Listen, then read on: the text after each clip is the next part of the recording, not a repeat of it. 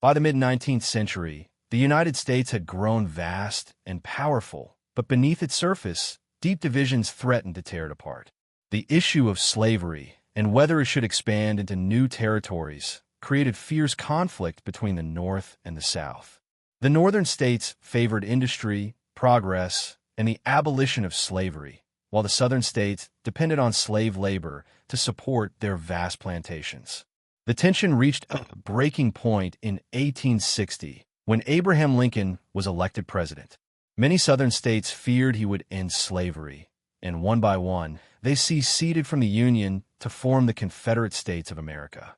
In 1861, the first shots were fired at Fort Sumter, marking the beginning of the American Civil War, a brutal conflict that would pit brother against brother and state against state.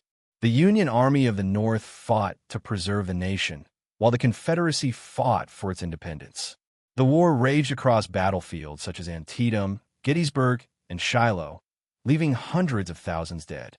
In 1863, Lincoln issued the Emancipation Proclamation, declaring enslaved people in Confederate states to be free. The fight for the Union had become a fight for human freedom. After 4 years of relentless bloodshed, Union forces led by General Ulysses S. Grant defeated the Confederate Army under General Robert E. Lee. On April 9, 1865, Lee surrendered at Appomattox Courthouse, signaling the end of the war.